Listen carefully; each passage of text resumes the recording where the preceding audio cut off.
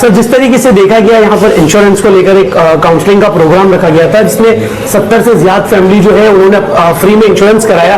Basically مسلمانوں کو یہ لگتا ہے کہ انشورنس نہیں کرانا چاہیے. آج یہاں پر بہت سارے علماء کرام موجود تھے تو انشورنس کے بارے میں آپ کچھ بتائیں. جی نحمدہ و نصلی علی رسول کریم اما بعد. مقاصد شریعت جو بیان کیے گئے ہیں اس میں بنیادی طور پر جس پہلو کو خاص طور پر سامنے رکھا گیا ہے اس میں ایک یہ ہے کہ دین کی حفاظت ہو, جان کی حفاظت ہو, مال کی حفاظت ہو, اور اس کے ساتھ ساتھ ایک یہ بھی ہے کہ اس میں بنیادی چیز ہے کہ تعاون باہمی, آپس کا تعاون مسلمانوں کا ایک دوسرے کے ساتھ ہو. اسی سلسلے میں یہ ایک شکل انشورنس کی, ہیلتھ انشورنس کی ایک وجود میں آئی ہے.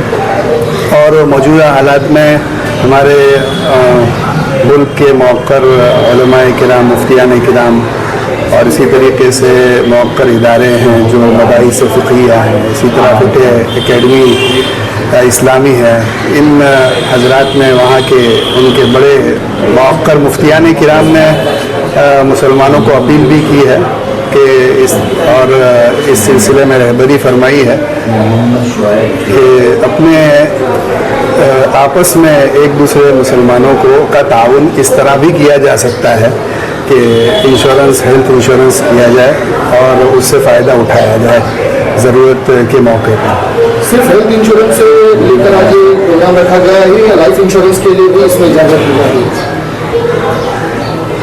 لائف انشورنس کے تعلق سے تو یہاں پر کوئی گنجائش ہے نہیں. یہ یہاں صرف ہیلتھ انشورنس کے بارے میں خاص طور پر توجہ دلائی جا رہی ہے.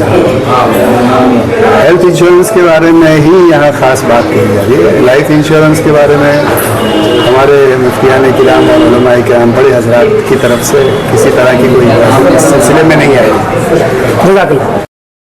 آج جو پروگرام منعقد کیا گیا تھا کس موضوع پہ تھا اور کیا کہیں گے اس پروگرام کے متعلق؟ بسم اللہ الرحمن الرحیم وبہ نستعین. آج کا جو پروگرام تھا اس کا تقریباً 6-8 سال کی ایک جرنی ہے.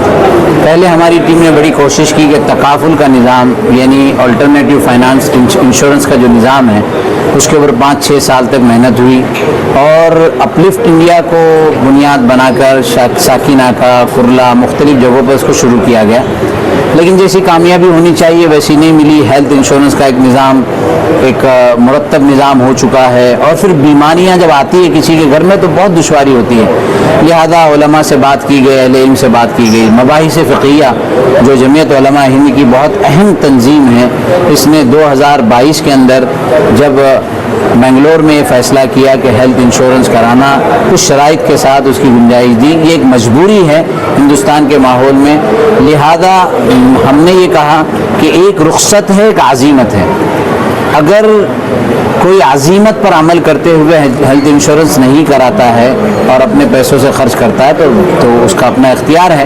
لیکن علماء نے اس سلسلے میں ان حالات کو دیکھتے ہوئے رخصت اجازت دی ہے اور مجبوری کے درجے میں اس کی اجازت دی ہے. اور یہاں پر جو پروگرام کیا گیا اس میں تو پریمیم خود علماء کو نہیں بھرنا ہے بلکہ ایک اہل خیر اور صاحب مال علماء کرام کا اور اسی طرح دیگر ضرورت مندوں کا انشاءاللہ پریمیم بھریں گے اور اس طرح سے ان کو ہیلتھ سروسز, ہیلتھ انشورنس کی سروسز دی جائے گی. جس طرح سے بھی آپ نے کہا کہ پریمیم کوئی اور بھرے گا اور اس کا استفادہ کوئی اور ہوگا, تو کیا لائف انشورنس میں بھی ایسا ہو سکتا ہے کہ پریمیم کوئی اور بھرے اور فائدہ کسی اور کو؟ دیکھیے انشورنس کا جو بنیادی نظام ہے ملک میں وہ ربا, غرر, قمار کی بنیاد پر ہے. اس لیے انشورنس کے پورے دروازے کو گویا حلال اور جائز نہیں کہا گیا ہے. مجبوری کے درجے میں ہیلتھ کا جو مسئلہ ہے اس میں بہت زیادہ دشواری ہوتی ہے. لائف کا مسئلہ جو ہے کہ لائف کے بعد ظاہر ہے کہ لائف کے بعد اللہ تبارک و تعالیٰ نے ایک نظام بنایا ہوا ہے اور اس نظام کے تحت جو ہے اس کی سہولیات ہے. اس لیے لائف انشورنس کی کسی نے کوئی اجازت نہیں دی ہے. یہ تو ہیلتھ انشورنس کی مختصر اور محدود شرائط کے ساتھ اجازت دی گئی. شکریہ. میرا نام محمد ابو بکر قاسمی ہے. میں خانقاہ نعمانیہ نیرل سے آیا ہوں. یہاں ہیلتھ انشورنس کا پروگرام تھا. اس میں الحمدللہ مفتی اشفاق صاحب قاضی की रहनुमाई में, रहबरी में काम करने का मौका मिला और शरई नुक्ता नज़र से इसकी क्या हैसियत है और ज़रूरत के वक्त में इसकी क्या गुंजाइशें निकल सकती हैं। मुफ्ती साहब ने इस पर बहुत अच्छा प्रोग्राम किया और तकरीबन 70 उलमा ने मजमूई तौर पर इसमें इंश्योरेंस कराए हैं अपने, मजमूई तौर पर, इज्तिमाई तौर पर। और हमारे मुफ्ती साहब ने एकेडमियों और इदारतों के फतवों की रोशनी में, उनके फ़ैसलों की रोशनी में शरई एतबार से ज़रूरत की बुनियाद पर इसकी गुंजाइश पर बात की और ये कहा कि जो आज़िमत पर अमल करना चाहें वो आज़िमत पर अमल करें, लेकिन जो हज़रात रुख्सत पर अमल करते हुए इस इंश्योरेंस से फ़ायदा उठाना चाहते हैं वो फ़ायदा उठा सकते हैं। ये पूरा खुलासा था इस प्रोग्राम का। शुक्रिया। अस्सलाम वालेकुम। बिस्मिल्लाहिर्रहमानिर्रहीम। मेरा नाम मुफ्ती बरकतुल्लाह है। मैं इंग्लैंड से आया हूँ लेकिन यहीं का पला बड़ा हुआ हूँ और मेरी एक्सपर्टीज़ इस्लामिक फ़ाइनेंस में है और इस्लामिक फ़ाइनेंस में इंक्लूडेड है इस्लामिक इंश्योरेंस। हिंदुस्तान के मौजूदा हालात में जो मुफ्ती अशफाक साहब ने हेल्थ इंश्योरेंस की जो स्कीम कलेक्टिव इंट्रोड्यूस की है और ख़ास तौर से उलमा और मस्जिद से मुंतसिबीन लोगों के लिए किया है, वो मुबारकबाद के मुस्तहिक़ हैं और ये काबिल तक़लीद नमूना है उन तमाम लोगों के लिए, तमाम इदारों के लिए या शहर के मुअज़्ज़िज़ीन के लिए, ताकि वो अपने माशरे के मुस्तहिक़ और ज़रूरतमंद हज़रात का इंश्योरेंस कराएँ, अपने एक्सटेंडेड फैमिली का इंश्योरेंस कराएँ।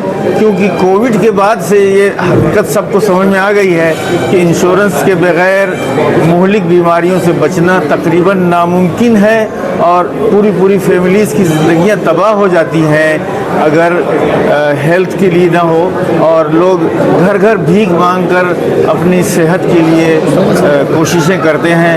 तो ये जो जामा मस्जिद की ज़ेर निगरानी काज़ी अशफाक साहब ने किया है, ये मुबारकबाद के मुस्तहिक़ है। अल्लाह ताला इसको कामयाब करे और तमाम मुसलमानों में इसको मकबूल आम बनाए। वस्सलामु अलैकुम वरहमतुल्लाहि वबरकातुहू।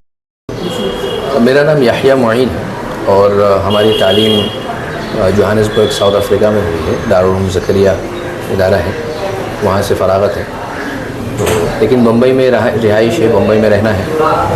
तो ये जो मेडिकल इंश्योरेंस या इंश्योरेंस का जो मसला है तो उसमें आप देखेंगे बहुत डिबेटेबल है और ये ऐसा नहीं है कि हमने कोई चीज़ जो नाजायज़ है उस नाजायज़ चीज़ को हमने जायज़ कर दिया है, बल्कि ये है कि आप जो आजकल के सूरत हाल है, जो सिचुएशन है, सिचुएशन चेंज हुआ है, तो उस सिचुएशन के लिहाज से हमारी शरीयत के तकाज़ा ये है और शरीयत के जो लॉज़ हैं वो ये देखते हैं कि सिचुएशन के लिहाज से चेंज होते हैं। तो एक तो ये है कि ज़रूरत के पेश नज़र बाज़ लोगों ने, बाज़ उलमाए कराम ने इजाज़त दी है। और दूसरा बहुत इम्पोर्टेंट एस्पेक्ट इसमें यह है कि आजकल जो इंश्योरेंस की पॉलिसीज़ में चेंजेस आए हैं जो पहले नहीं थे।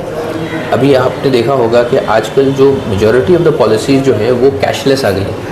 तो कैशलेस पॉलिसी जब होती है तो कैशलेस में जो कॉन्ट्रैक्ट है वो चेंज हो जाता है और हमारी जो फ़िक़्हुल मामलात है शरीयत के अंदर जब हम कॉन्ट्रैक्ट्स देखते हैं तो कॉन्ट्रैक्ट के चेंज होने से उसके रूलिंग में चेंज आ जाता है। पहले जो कन्वेंशनल निज़ाम था जिसके अंदर रीइंबर्समेंट की पॉलिसीज़ थी, तो रीइंबर्समेंट की पॉलिसीज़ के अंदर वो रिबा और क़िमार और इस तरह की जो नाजायज़ चीज़ें पाई जाती थी तो उसकी वजह से आदम जवाज़ का कौल या नाजायज़ होने का कौल था। अभी वो चीज़ें ख़त्म हो गई हैं और बेसिकली कॉन्ट्रैक्ट चेंज हो गया है और कॉन्ट्रैक्ट चेंज होने की वजह से वो पॉलिसीज़ जो है वो ख़त्म हो गई। तो ये बहुत अच्छा पहलू है और ये चीज़ जैसे ये अभी मेडिकल इंश्योरेंस में है, अगर ऑटो इंश्योरेंस में भी अगर ये कॉन्सेप्ट आ गया तो वो भी परमिसिबल हो जाएगा। इसी तरीके से जो दूसरे किस्म के जनरल इंश्योरेंस है उसमें भी बहुत सारी चीज़ें और ब्रेक थ्रू हो सकता है। शुक्रिया।